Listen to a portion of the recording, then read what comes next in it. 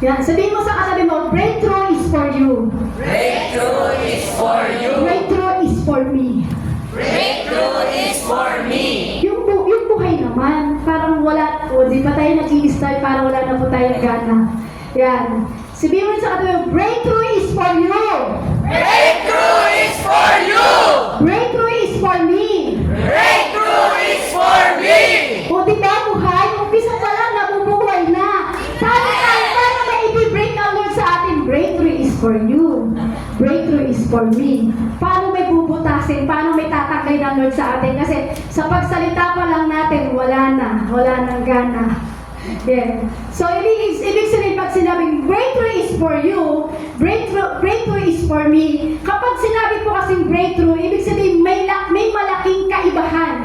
Yung malaking kaibahan na sinasabi sa mundo. Tama po? Amen. Amen ka agad, wala pa nga eh. Sinabi ko nga, kaibahan pa lang sa sinasabi ng mundo. Totoo naman po, malaking kaibahan. Kapag sinabing breakthrough, malaking kaibahan niya sa sinasabi po ng mundo. Diba? Kapag ang Google po kasi, sinearch po na, nag-search tayo sa Google at sinearch mo yung breakthrough, so ang ibibigay sa'yo ng Google, sasabihin sa'yo, may nangyaring maganda o merong natanggal pagdating sa'yo. Tama po? So, ang malaking kaibahan naman po niyang pagdating sa biblical, pagdating po sa biblical naman po, kapag sinabing breakthrough, kapag sinabi po doon sa biblical na breakthrough, sino po dito yung gusto magkaroon ng breakthrough pagdating sa Panginoon? Lahat po tayo, amen? Lahat tayo gusto natin maka-breakthrough. Kasi kailangan po kasi, kapag sinabi sa biblical na breakthrough, ibig sabihin niya, merong tinanggal ang Diyos sa'yo. Amen. Merong ginawang maganda ang Diyos sa'yo. Kasi kailangan tayo maniwala pagdating sa breakthrough. Amen. Amen? Kasi para sa atin yun. Sino niniwala na para sa'yo ang breakthrough? Amen. Lahat po tayo, amen? Amen. Kasi ang breakthrough po kasi nagmumula po yan sa Diyos. Siya yung gumawa. Sino masasabi dito naka-breakthrough ka sa pamamagitan ng sariling gawa mo lang? Wala po, di ba? So, ibig sabihin, pag sinabing breakthrough, ibig sabihin yan, nagmumula ito sa Diyos at ang Diyos ang gumawa, hindi ikaw. Amen.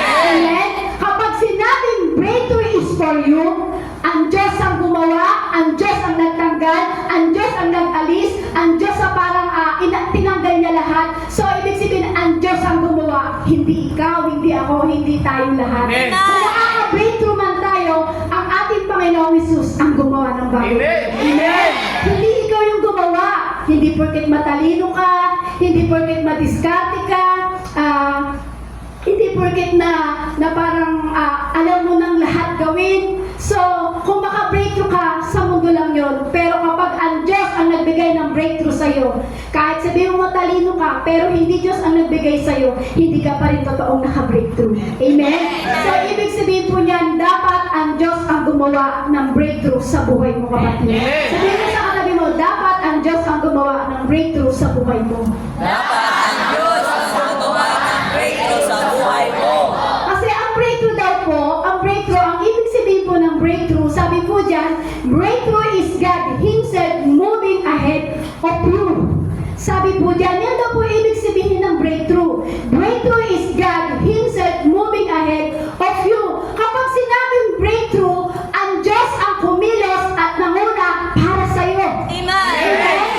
Kapag sinabing breakthrough, totoo po yun, ang Diyos ang nanguna para kumilos sa atin ang katunayan na tayo makaka-breakthrough sa ating buhay. Amen? So kumbaga parang anumang hadlang, anumang pagpipigil sa'yo, anumang pader, katulad di ba yan sa picture, o katulad yan, pader po yan, di ba? Sinuntok niya.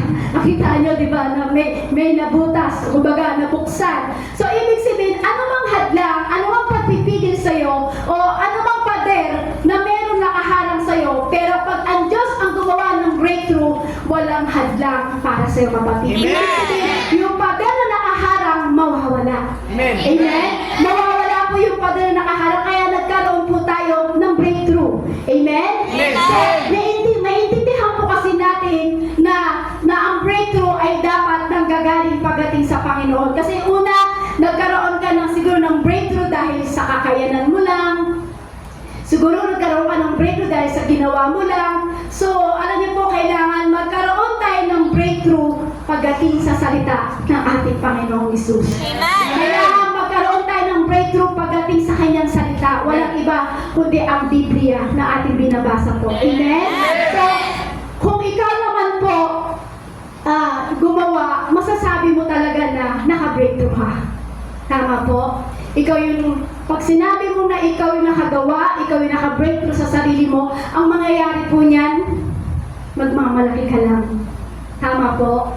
Sasabihin mo kasi na, ako yung gumawa eh. So, kaya ako nagka-breakthrough, ako yung gumawa. So, magmamalaki ka lang, magmamataas ka lang. Pero kapag ang breakthrough nagmumula sa ating Panginoon Jesus, siya ang gumawa, hindi ka kayang magmalaking pagdating sa Panginoon. Amen! Siya yung gumawa eh. Siya yung nanguna sa'yo. Amen? Sabi lang ulit sa binasa po natin sa Micah chapter 2 verse 13, sabi po dito, magbubukas ang Diyos ng daan para sa kanila at palalayain sila. Mula sa pagkabihag, magtatakbuhan sila palabas sa mga pintuang lungsod at magiging malaya. Si Yahweh mismo na kanilang hari ang sa kanila'y mangunguna. So dapat si Yahweh ang mangunguna sa atin. Kasi bakit? Sabi po dito, you don't walk to breakthrough, you walk behind the breaker. Amen? Maintindihan natin na hindi ikaw ang sumipa. Hindi ikaw yung parang sumipa ng pintuan. Hindi ikaw yung parang nagbukas ng pintuan. Tama po? Hindi yung parang kumbaga, hindi ikaw yung, sabi yan, you don't walk to breakthrough, you walk behind the breaker. So, dapat maintindihan po natin na hindi tayo yung sumipa para magbukas ng pintuan. Amen po? Kasi, yung pintuan na yun, sarado, pero dahil ang Diyos ang gumawa, sabi nga dyan, you walk behind the breaker. Sino po ba yung the breaker? Walang iba kundi ang ating Panginoong Hesus. So, dapat yung sarado na pader, pero kapag ikaw ay lumakad doon sa nagbubukas ng daan, yung saradong pader, bubuksan ng ating Panginoon. Amen?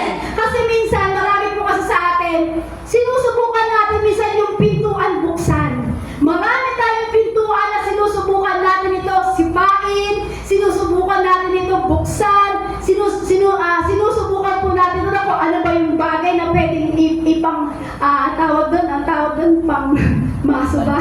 Maso para buksan mo yung sarado na pader na yun. Pero alam niyo po, marami po kasi pagkakataon sa buhay po natin na gusto mong mangyari na ganito, gusto kong ganyan, gusto ko ganito, gusto ko kasi pangarap ko to. So, marami tayong gusto makamit sa buhay. Sino po dito yung gusto marami makamit sa buhay?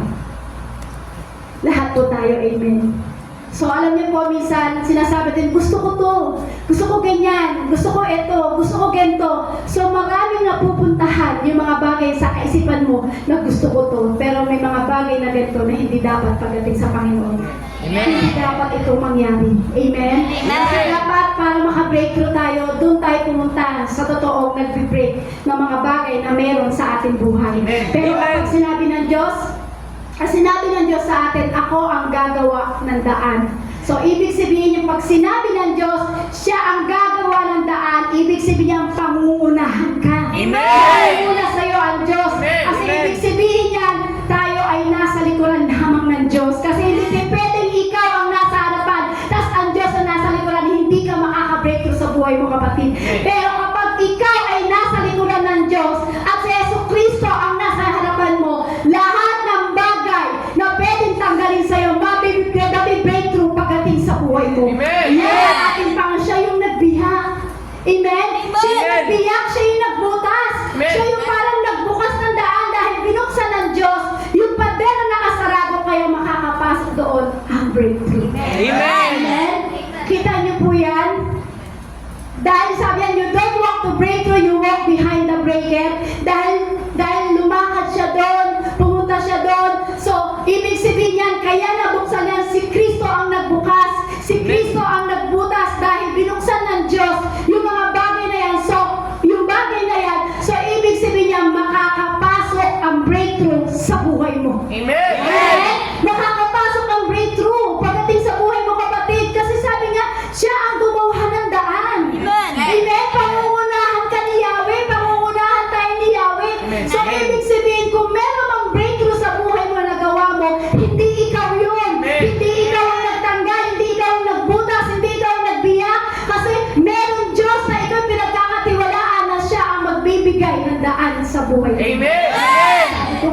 iba kanina, kung sasabihin mo na naka-breakthrough ka dahil matalino ka, magaling ka, marami kang alam, kahit sabihin mo nasa iyo na ang lahat ng karunungan, pero kapag hindi naman sa Diyos, tatawagin ka lang naka-breakthrough pagdating sa mundo. Pero kapag sa Diyos ka lumakad, lahat ng bagay na nakasara sa iyo, tatanggalin ng Lord yan, i-break ng Lord yan para tayo ay makalaya sa mga bagay na nakikita ng Diyos sa ating buhay. Sabi nga po, our God is the source of our breakthrough. Tama po? Pakilasa po ng malakas. Our God is the source of our breakthrough. Totoo po yan, amen? Amen. Po, maaaring totoo naman kahit hindi siguro Kristiyano, sisibihin nila, ay naka-breakthrough ako. Tama po. Naranasan ko yan, breakthrough, magagawa ko yan sa mundo. Pero pagdating sa Lord, bilang Kristiyano at nagtiwala ka sa Panginoon, makaka-breakthrough at makaka-breakthrough tayo, kapatid. Amen? Kahit sabihin mo masipag ka, kahit sabihin mo na parang nagsipag ka sa pag-aaral, bilang estudyante, nagsipag ka sa pag-aaral, nag-aral ka mabuti, nakapagtrabaho ka mabuti, so parang guminhawa yung buhay mo, so masasabi mo naka-breakthrough ka. Pero sasabihin mong breakthrough na yun, galing lamang sa mundo. Amen? Wala tayo nito ng our God is the source of our breakthrough. Siya yung nagbibigay ng breakthrough sa atin, kapatid. Amen? Sabi nga dyan, it is not just answered prayer, it is divine intervention that lift you into a new level. So kapag sinabing breakthrough mula sa Diyos, hindi lang tinugon ng Diyos ang iyong panalangin. Amen? Kapag sinabing breakthrough, hindi lang mula sa Diyos yung parang tinugon, kumbaga, ang Diyos ang tumugon sa iyong panalangin, kundi yung Diyos yung nag-intervene sa iyo, kapatid. Amen? Kundi ang Diyos ang nag-intervene, kaya kapag sinabi mula kay Lord yung breakthrough, hindi kayang gawin ng tao, pero kayang gawin ng Diyos. Amen. Kayang gawin ng Diyos. Amen? Uulitin ko po, kapag hindi kayang gawin ng tao ang breakthrough, pero ang Diyos kayang gawin para i-break anumang meron sa buhay natin. Amen. Hindi yung parang kumbaga, di ba, tayo po, di ba, pagka hindi tayo magkaroon ng anak, di ba po, sino po yung magbibigay? Ang Diyos. Naalala ko nga po kala brother at kay sister.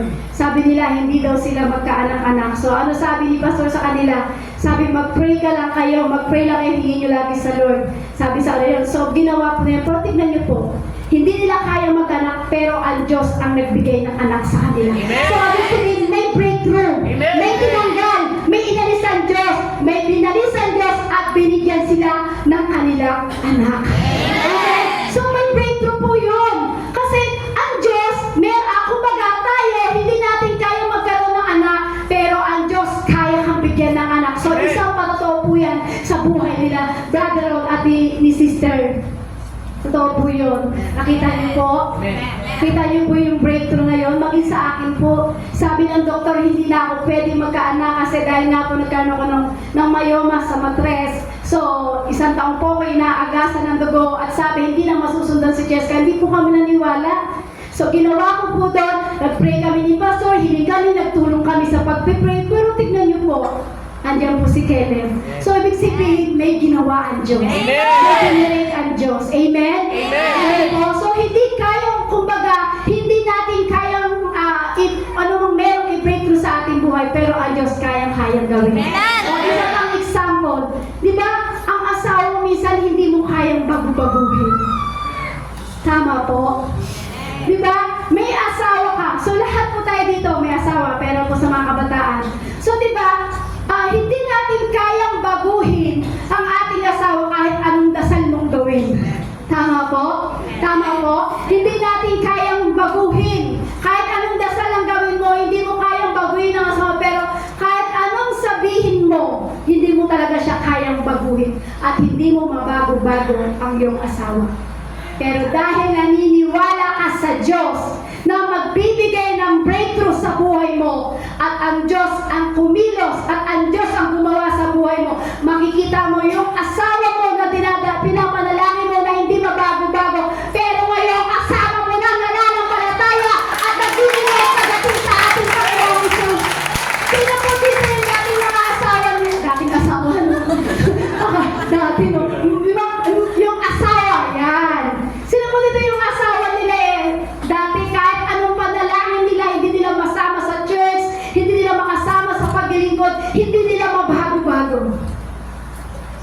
lahat po mababait ang kanyang asawa.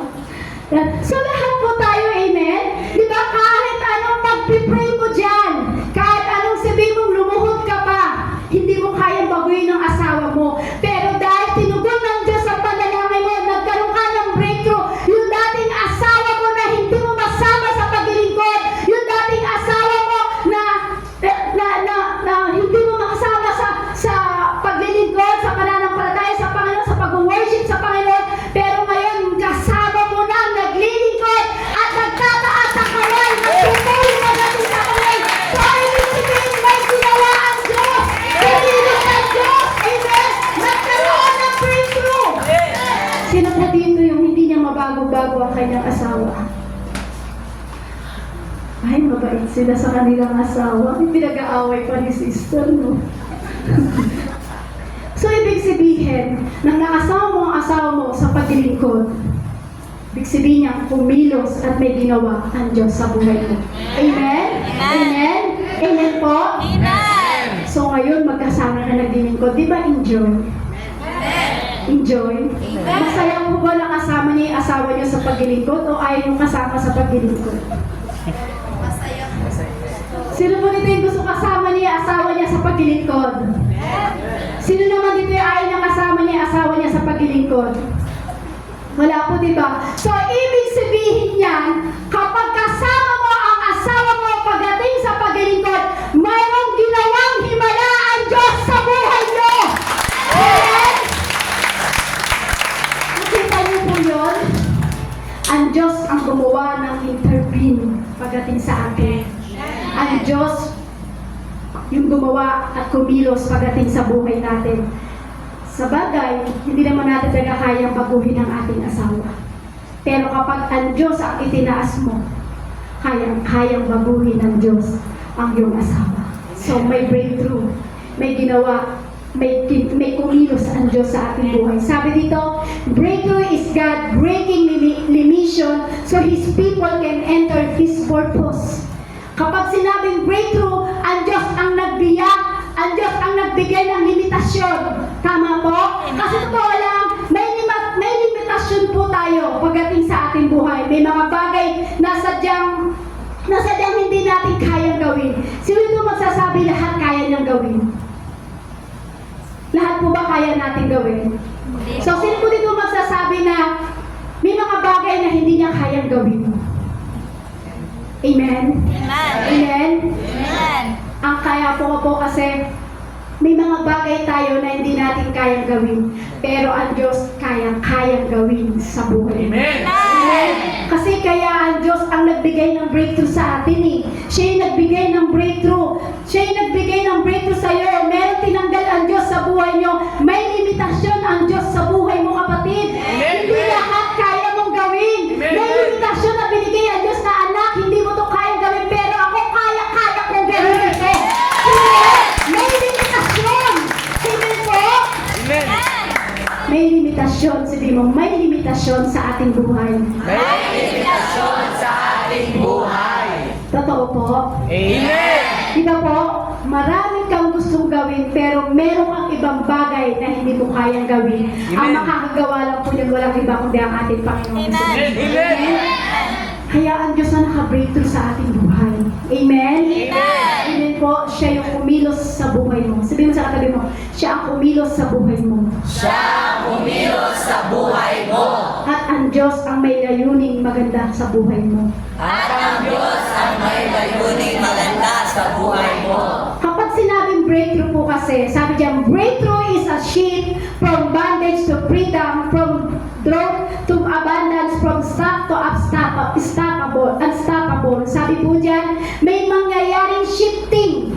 Tama po? May pagbabago. Ibig sabihin, kapag nangyari sa iyo ang breakthrough mula sa Diyos, yung kalungkutan na hindi maalis-alis sa buhay mo, maaalis yan. Hindi po dito yung mga malulungkot. Lahat po tayo masaya. Amen! Parang hindi kayo naka-smile. Kasi ibig sabihin, may nangyayaring shifting eh. Ibig sabihin, may pagbabago. May tatanggalin. Ibig sabihin, may pangyayaring breakthrough mula sa Diyos. Amen? Yung kalungkutan mo dati na hindi maalis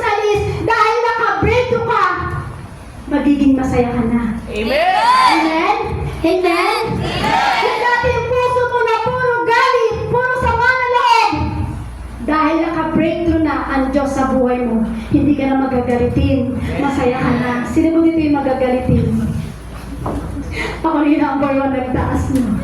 Patient. Sabi ko, sino dito yung unang magagalitin? Ako na kaagad. Mas maganda yung umaamin. Amen? Kasi naman, hindi ka umaamin. Ayun na ayaw ng Diyos. Amen? Amen? So, ibig sabihin niyan, may shifting na nangyayari.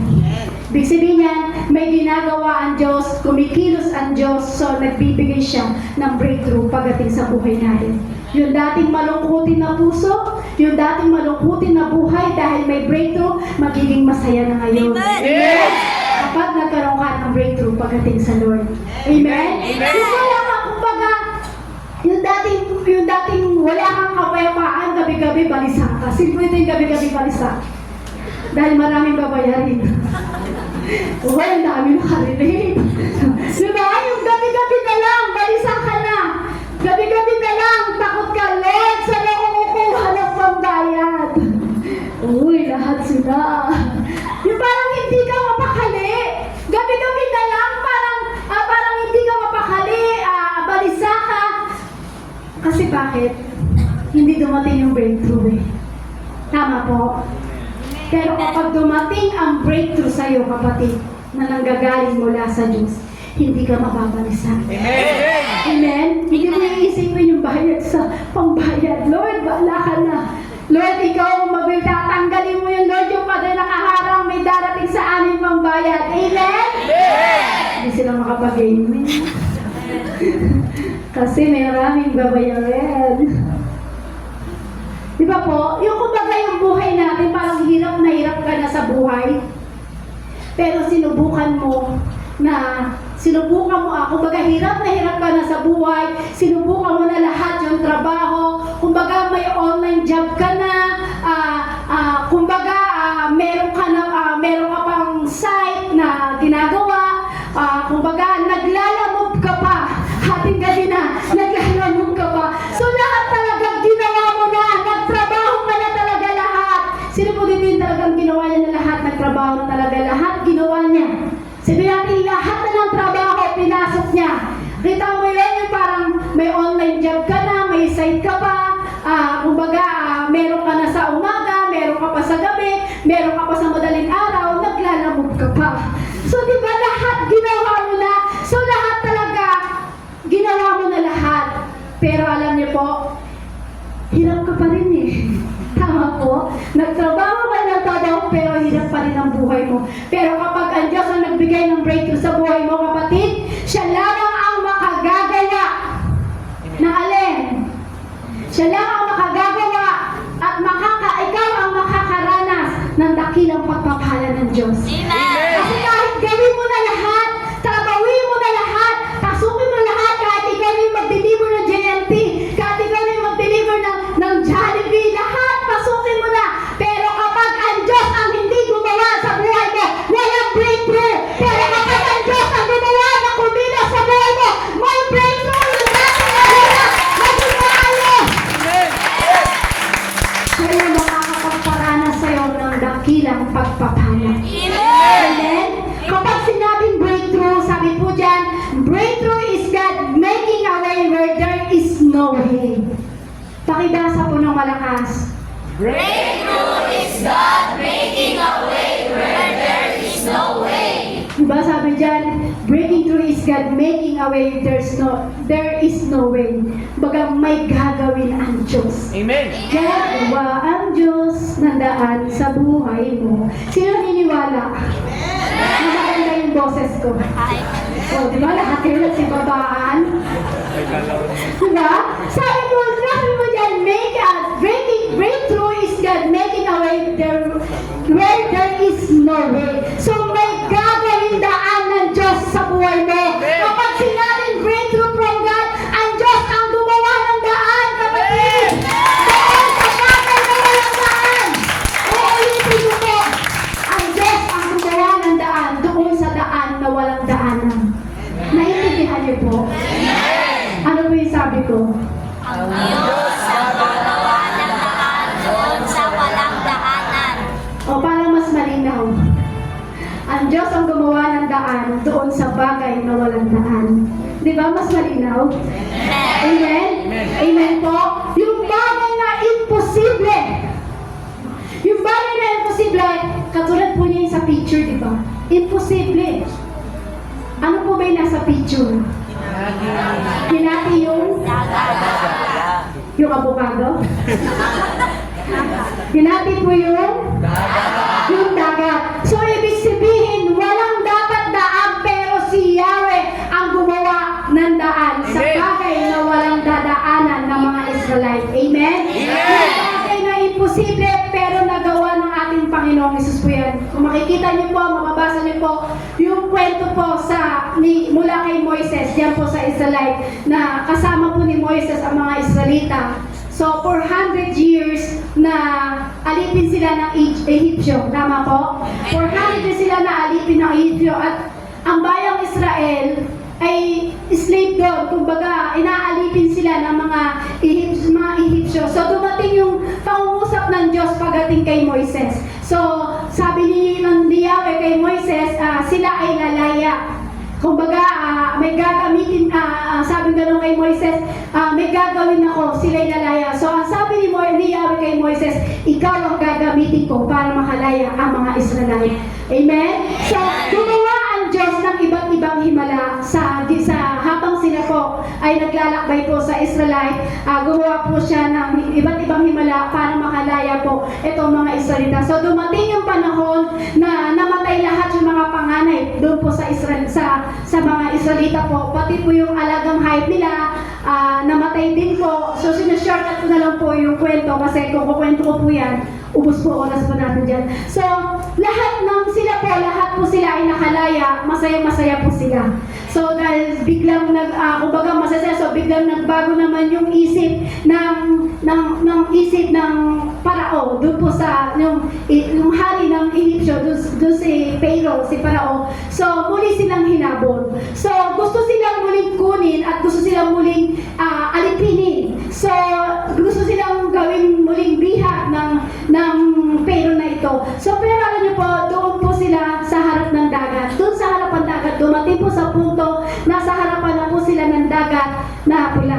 Yung Red Sea na tinatawag po. So, ibig sabihin po niyan, dahil yung dagat nasa harapan nila, pag tumingin sila sa kanan, puro disyerto. Pagdating nila sa kaliwa, tumingin sila, puro disyerto. So, ibig sabihin, wala po silang mapupuntahan. Wala po silang matatakbuhan. Pero pagdating nila, paglingon sa likuran, makikita nila ang mga Egyptyo na papatay sa kanila at umahabol sa kanila. May mga karwahe, may mga sundalo, kumbaga nandun din po yung pero hindi yung Parao na lang, para sigurado tayo. Kasi baka akala yung Pharaoh. Yeah. So, nandun yung Parao nandun yung mga sundalo, yung mga karwahe, nandun yung Parao na umahabol sa kanila. So, wala na sila ibang pupuntahan. Kumbaga po, nanalangin si Moises, at sabi ni Moises, nanalangin si Moises sa ating Panginoong Hesus, ay kay Yahweh, nanalangin siya, siguro, kukwento ko kasi ng buo, magbasa na lang kayo. Diba? Kasi mas maganda binabasa niyo yung Bible. So, doon po tayo. So, ibig sabihin po niya, pagdating sa likuran, nandun po lahat yung mahabol sa kanila. Pero alam niyo po, wala sila ibang pupuntahan. Ano ginawa po ni Moises? Nanalangin po si Moises. At ano po ang tugon sa kanya ni Yahweh? Sabi ni Yahweh sa kanya, ituro mo ang tukod mo sa harapan ng dagat. At ito ay nahati sa gitna. Amen. Tama po? Amen. Naituro ni Moises ang tungkod niya sa dagat. Gumawa ng daan ng Diyos. Gumawa ng daan yung dagat, hinati na tuyo. So, ibig sabihin niyang may ginawang daan ng Diyos. Naging wala ang Diyos. So, naging kwento ito talaga sa Biblia. Napakaganda kapag binasa po natin ang Biblia. Yan. Ititigil ko na po para basahin nyo. Para excited ka. Ano kaya nangyari? Baka ano nangyari pagkatapos hatiin ng yung dagat? Parang ano lang yan yung pinapanood nyo si Linda? Uy, ang daming nanonood nyo na. Sino nanonood nyo? Narinig ko lang kasi yun. So, diba? So, ibig sabihin, basahin niyo ang Bible para makita niyo kung ano yung buong istorya niyan. So, ibig sabihin niyan, naging patotoo ito sa Biblia. Amen? Naging kwento ito, naging himala ito pagdating sa Biblia. Kaya gumawa ang Diyos ng daan na bagay na sa bagay na walang daan. Sino po makakagawa kaya niyang hatiin ang dagat? Baka ikaw, Brother Sebastian, kaya mo hatiin ang dagat. Sino po dito yung makakahati ng dagat? Wala po, di ba? Pero grabe. Yung bagay na walang daan, si Yahweh ang nagbukas ng daan para sa mga Israelita. Ganun din kayo kapatid. Kung ang Diyos ang pagdating sa buhay mo, akala mo wala ng daan, pero kapag tinaas mo ang kamay mo sa Lord, ang Diyos ang gagawa ng daan sa buhay mo. Amen? Kaya ang gagawa ng paraan. Amen? Kung wala kang pambayad bukas, Judith mo, taas mo lang kamay mo, mag-worship ka sa Lord. Meron darating yan. Amen? Ito mga bagay po kami sa tingin natin na akala natin, yung paraan natin na minsan ginagawa natin, akala natin walang resulta. Kumbaga walang lulutusan. Kumbaga wala na akong magagawa, wala nang lutas ko. Pero kapag tinaas mo ang kamay mo sa pagpupuri sa Lord, yung napipil mo na parang feel stuck ka, yung napipil mo yung parang stuck ka, pero kapag tinaas mo yung kamay mo sa Lord, may daan na gagawin ang Diyos sa buhay. Amen. Hindi kasi pwede na makakabalik sila sa kabila kasi nandun yung kaaway. So, ganun din sa'yo kapatid. Hindi pwedeng bumalik ka sa nakaraan mo. Kasi kailangan may gawin ang Diyos sa buhay mo. Amen? Amen? Hindi kasi pwede na bumalik ka sa kabila na nandun ka sa kalagayan ng nakaraan mo. Amen po? Hindi ka dapat tumatakbo. Pakita niyo po sila. Dapat patakbo sila kasi hindi nila alam kung saan sila pupunta eh. Pero ano ginawa po nila? Nanalangin kay Yahweh. Ano ginawa ni Moises? Nanalangin kay Yahweh. Parang ganito po yan. Hindi ko po itinataas si Pastor. So, sinishare ko lang po kung paano po siya nananalangin. So, ang Lord po ang nakakaalam. Alam niyo po, pag meron po tayong problema sa buhay at meron nag-i-struggle sa atin, sa ating espiritu, si Pastor po, nakaluhod, dalawang kamay nakataas. Lord! Lord, gumawa ka ng daan sa buhay ng mga tao ito. Lord, ikaw ang gumawa ng daan. Lord, ikaw ang magimala sa buhay nila. Ano bang bagay na saan sila nahihirapan? Lord, ikaw ang gumawa ng daan. So parang si Moises, gano'n ang ginawa niya. Ginawa ni Moises, nanalangin siya kay Yahweh, at si Yahweh ang gumawa ng daan. Kaya kapatid, kung feel mo na parang feel stuck ka na, yung parang hindi lang, kumbaga parang gusto mo lang bumalik sa nakaraan mo, huwag ka nang babalik yung kapatid. Taas mo ang kamay mo, may gagawing daan ang Diyos sa buhay mo. Hindi ka dapat tumakbo sa kanan, sa kaliwa. Dapat harapin mo yan. Kasi walang ibang gagawang daan sa buhay mo, walang iba kundi ang ating Panginoong Hesukristo. So kailangan mag-move forward ka. Sabihin mo sa katabi mo, mag-move forward ka. Mag-move forward ka! Kaya paano tayo mag-move forward? Paano sila mag-move forward pagdating sa dagat na pula? Pero kapag ang Diyos ang gumawa ng daan, ang Diyos ang gumawa ng himala, may bagay na daan na gagawin ang Diyos. Yung imposible, magiging posible. Amen? Sino po dito naniniwala na kaya niyang hatiin yung dagat? Nahuwi kayo. Sino po dito? Uy, mag-iingat tayo magtaas ng kamay. So, ibig sabihin, ang Diyos ang gagawa ng daan sa buhay mo. So, ibig sabihin, maniwala ka na may breakthrough na gagawin ng Diyos sa buhay mo. At ang Diyos ang naghali ng daan. Kapag ang Diyos ang gumawa ng daan para sa'yo, may breakthrough! Amen! Magkaroon ka ng breakthrough pagdating sa buhay mo, kapatid.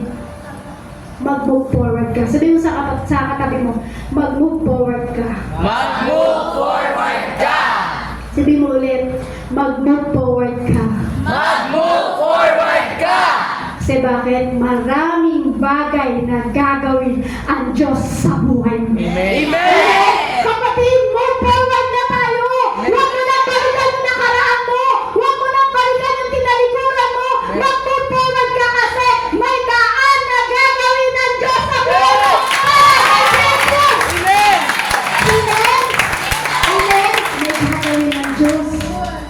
di ba? Gusto niyo po ulit kumanta ako? May gagawin ang Diyos. Amen. Gagawa ang Diyos ng daan sa buhay mo. Amen? Pakikanta ka, please. Hindi ko kaya eh. Ng daan sa buhay ko, naghilas na'y maghiwaga, sa akin may layunin siya. Pakinggan niyo po yung awit na yan. Magkasama at karamay, pag-ibig at kalakasan, bawat araw man siya. Isa pa. Pakinggan niyo mabuti yan. Gagawa ang Diyos ng daan sa buhay mo, kapatid. Pagkilos na'y maghiwaga, sa akin may layunin siya. May layunin ang Diyos sa buhay mo. Aking gabay, pagkasama at karamay. Karamay pa natin ang Diyos. Kalakasan, bawat araw man siya pinagay. Kita niyo po yun? Kaya kapatid, kailangan magkaroon ka ng breakthrough. May mga bagay na hindi mo kayang gawin at aminin mo sa sarili mo na meron kang hindi kayang gawin talaga. Amen? Aminin natin sa sarili natin. Meron tayong mga bagay na hindi natin kayang gawin. Kaya sabihin mo sa katabi mo, meron kang bagay Meron kang bagay na hindi mo kayang gawin. na hindi mo kayang gawin. Kaya aminin mo sa sarili mo, Kaya aminin mo sa sarili mo, marami kang bagay na hindi mo kayang gawin sa buhay mo.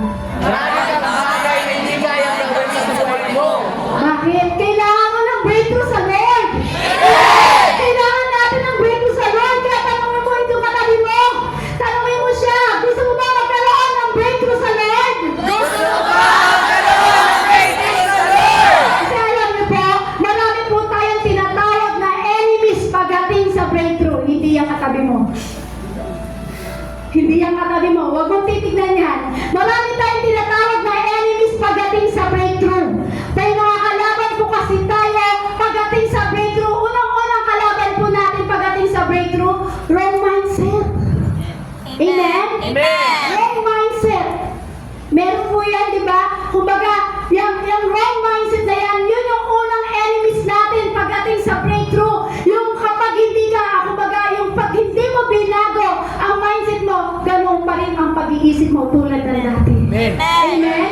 Mahihirapan ang breakthrough sa iyo, kapatid. Kapag hindi mo binago ang yung dating pag-iisip, hindi makakapasok ang breakthrough pagdating sa buhay mo. Amen? Amen po? Dapat baguhin natin yung ating breakthrough, ay yung ating kaisipan para makapasok ang breakthrough pagdating sa ating buhay. Kasi kulang na lang po kasi sa ating kulang na lang kasi minsan ang kaisipan po natin, minsan ang mindset natin, hirap na ako eh. Mindset. Tama po. Hirap na ako, wala na ako. Mindset. So yung salitang hindi ko kaya, mindset yun, kapatid. Siguro sabi dito, hindi niya kaya. Uy, wala na nagtaas. O ngayon, talaga hindi mo kayang hatiin ang dagat. Yun po. Magaling na kayo ah. Hindi na kayo nagtataas ng kamay ah. Hindi na kayo nahuhuli ngayon. Amen. Balik po ka. So, ibig sabihin po niyan, yung salitang hanggang dito na lang ako, is mindset po yun eh. So, nagsasabi, dito na lang ako. Ito na lang aking kakayanan. Hindi na ako mababago. Ito na lang ako. Ito na lang ako. Ito na lang ako. Mindset. Katahimik sila. So, para po tayo magkaroon ng breakthrough pagdating sa ating buhay, how to change mindset. Kailangan palitan mo ang iyong pag-isip. Kailangan mong baguhin kung paano ka mag-isip. Paano ba tayo mag-isip? Yung laging, ako, hirap na ako. Lord, wala na akong pambayan. Ang dami nakakamilig doon. Dapat po ang salita. Dapat po, baguhin natin ang ating para po tayo magkaroon ng breakthrough. to change, dapat palitan natin yung ating pag-iisip. Kailangan mong baguhin kung paano ka mag-isip. At sinabi sa Bible, sabi nga po sa Biblia, have the mind of, sabi po dyan, you have the mind of Christ. Ibig sabihin, so isang kalaban sa breakthrough ng atin, yung ating head. Amen? So hawakan mo yung noo mo. Yan. Sa Aguilar po kasi pinahawak ko sa kanila yung tenga.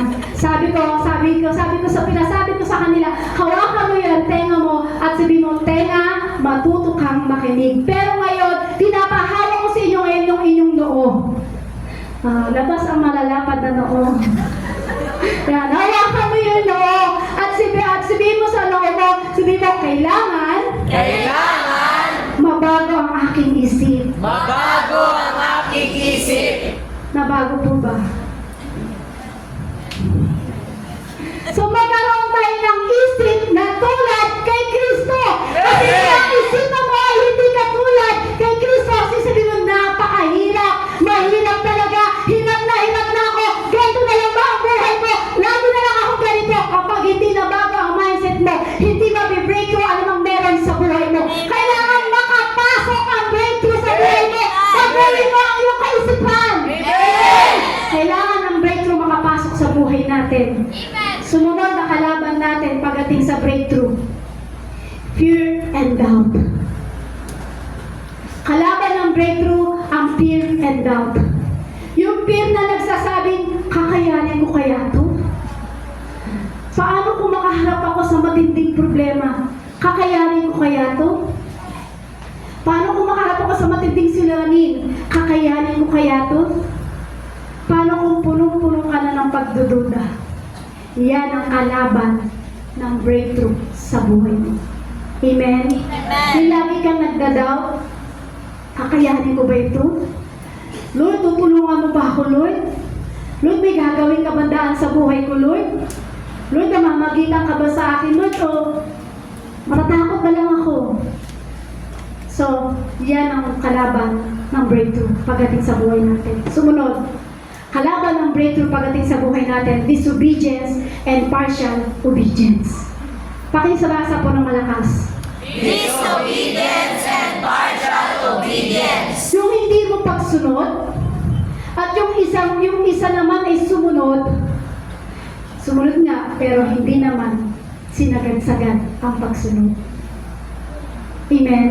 Amen. Yung disobedience and partial obedience, ibig sabihin yan, sumunod ka pero hindi mo pa tinodo. Yung isa naman, hindi naman sumunod pero gumagawa na, paano ba? Yung isa naman, paano ba to?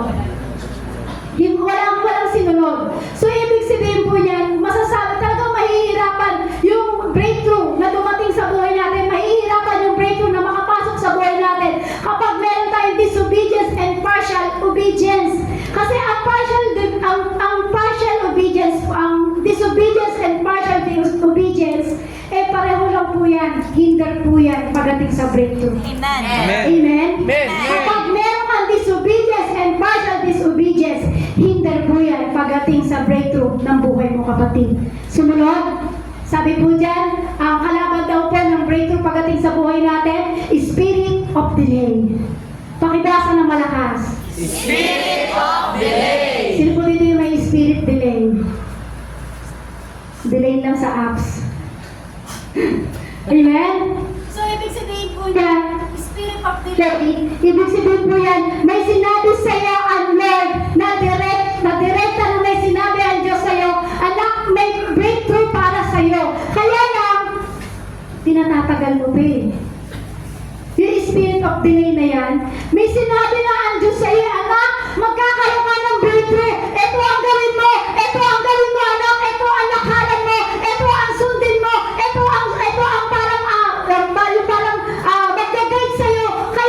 Kaya hindi makapasok ang breakthrough sa buhay mo, kapatid. Dinidilay mo pa, tinatatagal mo pa, pero alam mo naman kung ano ang sinabi ng Diyos sa iyo. Amen? Amen po?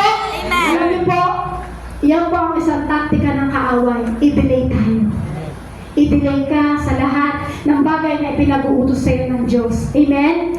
Kumbaga sa lahat ng sa panahon, kailangan sa lahat po ng panahon, may limitasyon po talaga ibinibigay itong kaaway sa atin para hindi tayo makasunod sa bagay na pinagagawa sa atin ng Diyos. Pero alam niyo po, yan po yung taktika ng kaaway, i-delay ka. I-delay ang iyong espiritu. Meron ka ng pinagagawa ang Diyos sa'yo, pero pinatagal mo pa, dinelay mo pa, hindi makakapasok ang breakthrough. Sumunod daw po na ating kaaway pagdating sa breakthrough, lack of the fire of the Holy Spirit. Kapag kulang ka sa apoy ng banal na espiritu ni Lord, so ibig sabihin yan, kalabitin mo yung katabi mo. Sabihin mo, kapag kulang ka Kapag kulang ka sa espiritu ng Diyos, sa Espiritu ng Diyos, lack of the fire of the Holy Spirit. lack of the fire of the Holy Spirit. Amen? Amen. Kasi kailangan kapatid, lagi tayo mapuspos ng espiritu. Amen. Kailangan lagi kang mapuspos ng espiritu. Hindi pwedeng ihadlangan ng kaaway ang espiritu na ibinibigay ng Diyos sa iyo. Amen? Kasi kailangan makapasok ang breakthrough. Kailangan wala yung lack of the fire of the Holy Spirit. Kailangan mapuspos ka. Mapuspos ako. Mapuspos tayo lahat ng banal na espiritu ng ating Panginoong Isus. Amen? Kasi kapag puspos tayo ng banal na espiritu ng Diyos, lumalakad ka sa katwiran at kabanalan ng Diyos. Sino po dito yung lumalakad na sa kabanal at katwiran ng Diyos? Hindi po tayo makapagtaas nun. Kahit po ako, nag-share ng words of God, hindi ko pwede magtaas ng kamay na sinasabi ko, ako nakakalakad na sa kabanalan ng Diyos at sa katwiran ng Diyos. Hindi po. Mabilis nga ako magalit eh. Paano ko masasabi na ako yung lumalakad sa katwiran ng Diyos? So tama lang po yung ginawa natin lahat. Hindi natin kaya magtaas ng kamay pagdating sa harapan ng Diyos dahil alam natin hindi tayo nakakalakad sa kabanalan ng Diyos. So alam niyo po, kailangan makapasok tayo sa breakthrough ng ating buhay. Kailangan tanggalin natin yung sinasara ng kaaway pagdating sa ating espiritu. Kung meron man siyang sinarahan, meron mang ginawa ang diablo, binarahan niya pagdating sa espiritu mo, dapat tanggalin mo yan kasi yan ang makaka-breakthrough sa atin. So sabi nga po sa the wall of Jericho, sabi po dyan, ang wall of Jericho, ito daw po yung pader na tinayo ng mga taga-Jericho. So upang ang mga kalaban daw po dito sa wall of Jericho, titignan po natin, napakakapal ng pader na yan. So kung titignan po natin, ito pong wall of Jericho na to, yung nandoon sa loob ay hindi pwedeng lumabas. At yung nasa labas ay hindi pwedeng makapasok. So grabe talaga. Grabe yung wall of Jericho, sobrang kapal. Na hindi nila makikita yung nasa loob at hindi nila makikita ang nasa labas. So walang makakapasok at walang makakalabas. Pero alam niyo po, itong mga Israelite, dahil pangako ng Diyos sa kanila. May pangako ang Diyos sa kanila, papasok sila sa promised land. Kailangan nilang makapasok sa promised land. Pero alam niyo po kasi, itong wall of Jericho na to, ito po yung unang lugar, itong Jericho na to, unang bayan para makapasok sila sa promised land. Ang lugar ng Jericho, ito po yung unang bayan, kumbaga unang lugar para makapasok po sila sa promised land.